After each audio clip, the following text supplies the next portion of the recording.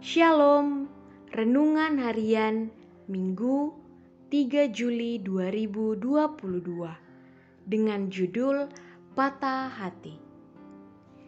Ia menyembuhkan orang-orang yang patah hati dan membalut luka-luka mereka. Mazmur pasal 147 ayat yang ketiga. Dengan bacaan harian, Mazmur pasal 146 sampai 150.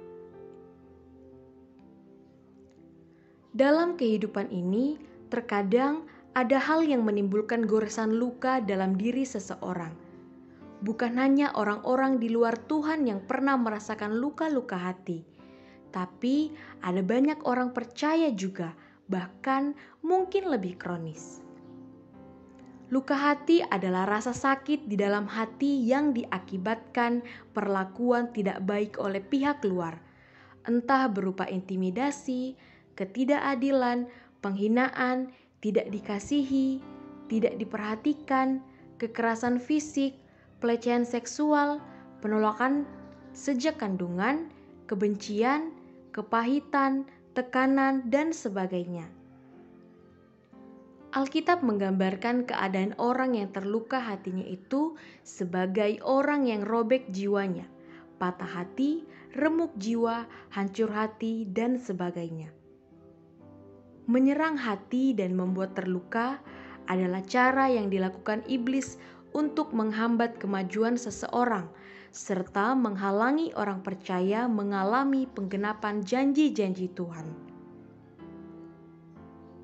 Bukan hanya itu, iblis juga selalu berusaha mengungkit-ungkit semua pengalaman-pengalaman buruk yang terjadi di masa lalu, supaya kita terus dihantui oleh trauma yang berkepanjangan, sehingga kita juga akan terus merasa bersalah dan dipenuhi oleh pikiran-pikiran negatif lainnya. Bila kita sedang mengalami luka itu, ingatlah firman Tuhan dalam Mazmur 127 ayat yang ketiga.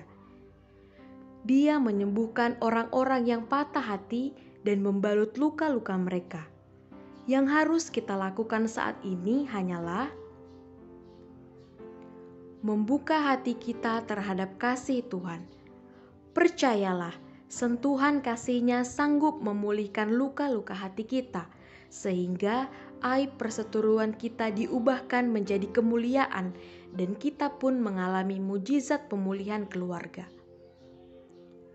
Tuhan tidak pernah merancangkan sesuatu yang jahat bagi kita, tetapi hari depan yang penuh dengan harapan. Menjaga hati kita dengan segala kewaspadaan melalui firman. Berdoa supaya dari dalam hati kita terpancar air kehidupan. Apabila saat ini hati Anda dalam keadaan terluka dan seakan-akan tidak ada lagi yang peduli dan mengerti, inilah waktu yang tepat untuk datang kepada Tuhan. Alkitab tuliskan, sebab Tuhan, Dia sendiri akan berjalan di depanmu. Dia sendiri akan menyertai engkau. Dia tidak akan membiarkan engkau dan tidak akan meninggalkan engkau. Janganlah takut dan janganlah patah hati. Ulangan pasal 31 ayat yang ke-8. Tuhan telah berjanji berulang-ulang bahwa Dia tidak akan pernah membiarkan kita berjalan sendirian di tengah kecamuk perasaan dan kehancuran hati. Dia siap untuk hadir dan memberikan pertolongan, membalut luka kita, dan menjagai kita hingga sembuh. Berdoalah dengan sungguh-sungguh, dan jika Dia meminta kita untuk mengampuni dan tidak menyimpan rasa sakit hati, lakukanlah itu, walau mungkin terasa sakit, walau mungkin terasa sulit. Mintalah pertolongan dan kekuatan dari Roh Kudus, agar Anda dimampukan untuk memberikan pengampunan.